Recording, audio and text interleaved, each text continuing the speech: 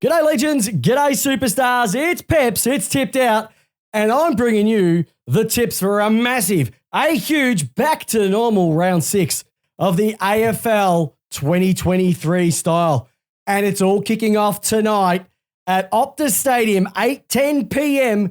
Eastern Standard Time between the Fremantle Dockers and the Western Bulldogs. Two teams you could say have been a little bit disappointing thus far in 2023. Now, looking at these two teams, Fremantle have a cracking record over the Dogs, winning 6 of the last 10, especially the game last year in the elimination final, which was close to one of the games of the season. If I have to look at these two teams, and I'm not going to go through the players anymore because I want to have a look at the teams, how they're performing, what they're doing right on the field, and more importantly, what one team has over the other heading into the games from now on. And Fremantle, across the board, statistically, they're winning everything from handballs, disposals, deficiencies, kicking efficiencies, inside 50s, you name it. They are beating the Dogs at anything. Here's the thing, though. The Dogs are plus 1.5 contested disposals better than their opponents, where the Dockers are -7.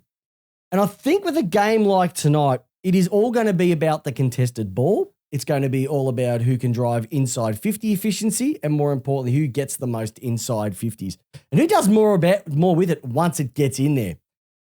And when I look at it, I'm saying the Western Bulldogs are going to cause a massive upset. Sam Swiatkowski is out and Alex Keith is in. That is a massive one for the Dogs. I know that the Fremantle Dockers need to get a win and that we've been saying that for a long time, but I just don't really like the way that they're playing at the moment, the way that they're moving the ball. And I think that they'll have it been done on them. I think the Doggies will win this one. They've come back to a bit of form over the last couple of weeks. And yes, they went down in a thriller to Port Adelaide last week. So I'm going with the Doggies to cause a major boil over there at Fremantle and start to put that pressure on Mr. Johnston Longmuir. All right, we're going to move into the next game. And this is going to be a quick one. It's Port Adelaide versus the West Coast Eagles. Adelaide Oval, 1:45 p.m. tonight. So we've got a double header here for round 6 of the AFL, and Port Adelaide by the length of the Flemington Straight. The line is saying around about 49, 45, 46 points, and I think the Port Adelaide Power should do this quite easily. Apparently, there's 16 injuries on West Coast list, and so there is no way in hell that they'll be able to defend that. Charlie Dixon, I will say, is out, though, which is going to make a bit of a difference up forward. But when you bring in Jonas Lord and Teakle, they're better than Shuey, True, and Foley, who are coming in for the West Coast Eagles. So, funny enough, though, West Coast have won 6 out of the last 10, but Port Adelaide have won 3 out of the last 4. If you have a look at it, though, Port Adelaide doing a hell of a lot better across the board. They get more ball inside 50. They get more rebounds. They get more meters per disposal. They're up against the clearances, so they'll get their hands on the ball a lot more. They'll also be able to move the ball forward into their 50 a lot more, and they'll score quite heavily as well, too. Rosie was sensational last week. JHF was brilliant as well, too. So I'm going Port Adelaide in a bit of a canter there at Port Adelaide. All right, GWS versus Brisbane. Now, this is one at the University of New South Wales, Canberra Oval on Saturday. Bit of a tease, this game, I think. I reckon this could be a bit of an upset. And the reason why I say it's a bit of an upset is GWS have been playing some okay footy over the last couple of weeks. GWS, like I said, have been sensational. Had a really tight one against the Hawks last week. Brisbane demolished a soft kill in North Melbourne. And they've been pretty good the last couple, I must admit, as well. But this is a travelling game. 2 weeks in a row that Brisbane have had to travel. GWS on their home deck. They love it up there.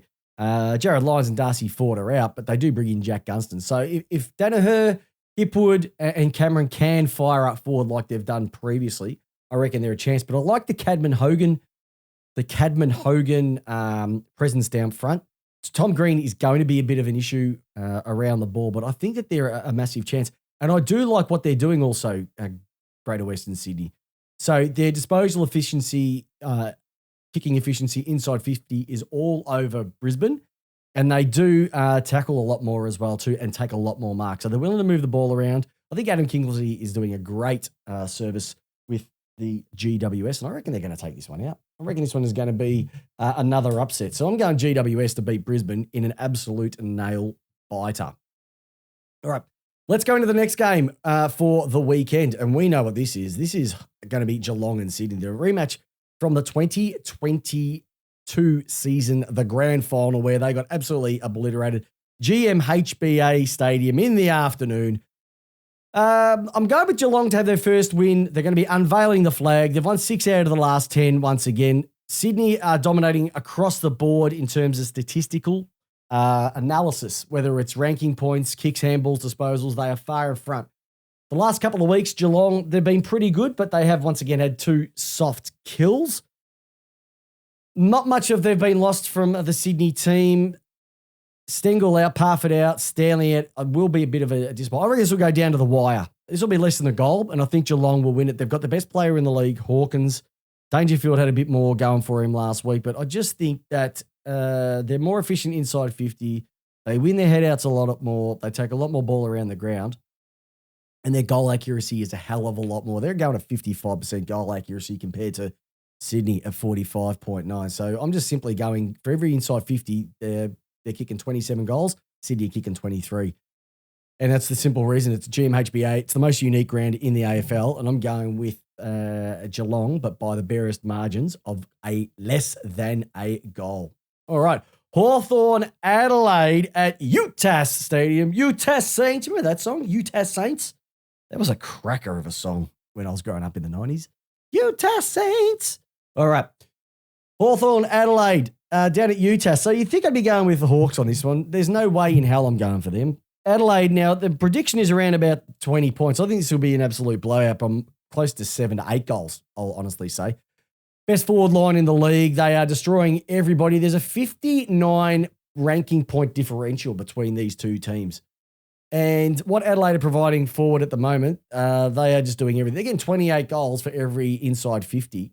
And Hawthorn are getting 17. So I just think with Thilthorpe, Fogarty, Rankin, Rochelle, and the big fellow Tex down there, this is going to be way too much firepower for the Hawthorn backline to stop. And I'm going by at least 7 to 8 goals for the wonderful Adelaide Crows, who are setting this season on fire. Well, talk about a game that is going to make or break a season. This could be the biggest game for the weekend, but for who wins this? Carlton win this, they're back on track. If they lose, the questions are going to be asked for the second year in a row. Off to a hot start and starting to cool off. St Kilda lost their first game in an absolute belter last week against Collingwood. Are they able to back this one up? Well, they've won 7 of the last 10 against Carlton. And once again, they are doing everything. There's a 35 ranking point differential between these two teams. And so that sense to me that you've got St Kilda who are working so much harder against when they don't have the ball, and they're working super quick when they haven't got the ball and moving into their forward line as well too. Superior goal accuracy, a lot more goals for inside 50s than Carlton. I just think they're going to do it. Carlton, they're pretty one-dimensional from what I've seen over the last couple of weeks. And when you're bringing in Steele, Membry, and Cooper Sharman, you cannot ask for a greater sort of insight into St Kilda. They'll do this, and they'll do this quite easily as well. So not much time spent on that one. Gold Coast versus North Melbourne at Metricon Stadium on the Sunday as well. Real tester, this one. Will Gold Coast be able to bounce back? A lot of people have picked Gold Coast to play finals this year, and these are the games that they need to win. They had an absolute meltdown the previous week down in the gather round, and they should have taken it out. Let's be honest. They played great footy and then just fell in a heap in that last quarter. But North Melbourne, they were pretty bad against Hawthorn, against Brisbane last week, and I can't see them getting the win here, regardless of bringing in Hall, Curtis, Bergman, Lazaro as well. Jai Simpkin is out. It's going to make a massive impact to them. But when you bring in the second best ruckman, I believe, in the league in Jared Witts, Joel Jeffrey and Levi Casbolt, once again, too much firepower for the North Melbourne back line to ascertain. That saying, though, if you have a look at the goal accuracy, North are doing better in goal accuracy and goals inside 50 and scoring shots for inside 50 as well too. But I just think that Gold Coast need to win this to get their season back on track, to take that pressure off Stewie Jew. That question is still going to be asked across the board. Is he the right man? I still think he is. But if they lose a game like this to North, then the jungle drums will definitely be beating. All right, Anzac Eve, it's been a traditional game. Melbourne versus Richmond. They've split this one 5-all over their last 10 matches. Richmond are decimated, simple as that. They do bring in Short, Ross and Baylor, but Melbourne bring in Gawn, Lever, Hibbard, Turner. They have lost a couple, but the ins are far outweigh the outs. Melbourne had a bit of a shocker once again last week against Essendon. I can't see that happening again. The 36 rating point differential between these two teams as well, too. Melbourne just smashed Richmond in all the differentials. Goals, marks inside 50, kicking efficiency, disposals. I will say, though, that Melbourne not having Gawn in there, Richmond have been winning hit-outs to advantage. They've been winning more hit-outs, but Gawn will be back and absolutely dominate. And I think Melbourne will do this one and do this quite comfortably by at least 5 goals. But once again, it's Anzac Eve and anything can happen. But we get to the main game of the weekend, the one that started it all. It is the Anzac Day game on Tuesday, the 25th of April. And for everybody that served our country over the years, we thank you for your service in all the armed forces. Collingwood got 6 out of the last 10 with this. Essendon had a crack of a game, their best win in many, many years. And they're playing some really good footy under Scotty as well, too. So when you look at the ranking points, there's only 0.1% between these two, 23.8 to 23.7. Essendon, they're using the ball a lot more than, they're using the ball a lot more than Collingwood, but Collingwood are a lot more efficient in terms of their goal accuracy, their tackle count as well, too. Am I going for an upset? No.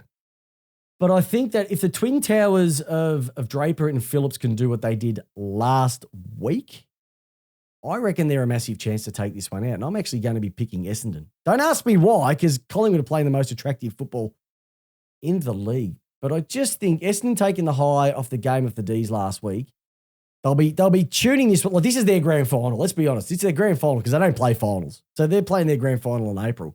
And they want to make a statement that their game against the D's last week was not just a flash in the pan. So I'm going with Essendon to take this one out in an absolute nail-biter. So there you go, listeners. There's my tipped-out tips for round 6 of AFL football. Join me, Chris Pepper, the host of Lace Out, live on the Facebook page, 8 p.m. Australian Eastern Standard Time. You can catch the replay also on YouTube or the Facebook page. And once again, even though they're a little bit later than normal, there's my tips for round 8. Hope your team wins. Thanks for tuning in because it's Lace Out, it's tipped out, and it's how you want your footy. Have a great week, listeners.